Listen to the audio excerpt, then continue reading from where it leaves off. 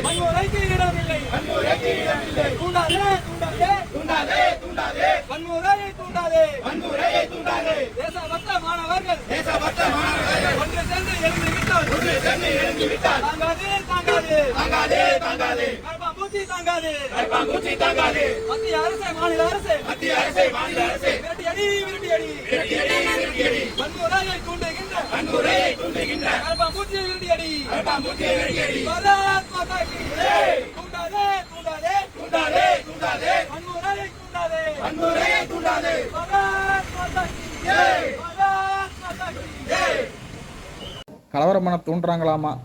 இவங்க பண்ணாத கலவரமா? தமிழ்நாட்டு மாணவர்கள் அறவழியே போராடி இருக்கிறாங்க. தமிழ்நாடு காவல்துறை எந்த அளவுக்கு கொடூரமா நடந்திருக்காங்க அப்படிங்கிறது நீங்களே இந்த வீடியோ பார்த்து தெரிஞ்சுக்கங்க. டெல்லியில எப்படி ஆர்எஸ்எஸ் பாஜக போலீஸ் எப்படி மாணவர்கள் இளைஞர்கள் தாக்குனாங்களோ அதே போல தமிழ்நாடு அரசு விஜய் காவல்துறை கடுமையா தாக்குதுங்களே. அறவழியில் போராட்டம் ஆதரவு சொல்றாங்களே, இதே பள்ளிக்கல்வி அமைச்சர் ராஜ்மோகன் எங்களுக்கு ஆதரவு கொடுத்துருக்காங்களா? பர்மிஷன் கொடுத்துருக்காங்க போராடுறதுக்கு பர்மிஷன் தமிழ்நாட்டில் தருவோம் சொல்றாங்க. எங்க தருவாங்க? போராட அனுமதி கொடுக்கப்பட்ட இடம் இங்கே எஸ்எஃப்ஐ 48 மணி நேரம் உண்ணாவிரதம் இருந்திருக்கும். 4 நாளைக்கு முன்னாடி இங்க நாங்க உண்ணாவிரதம் இருந்திருக்கோம். இந்த இடத்துல கூட அறவழியை போராடுறதுக்கு ஏன் காவல்துறை அனுமதி மறுக்குது? அமைச்சர் ஒன்று பேசுறாரு, காவல்துறை இன்னொன்று செய்யுறா. அப்ப நாங்க முதல்வரை கேட்கறது, காவல்துறை முதல்வர் கட்டுப்பாடு இருக்கா இல்லையா?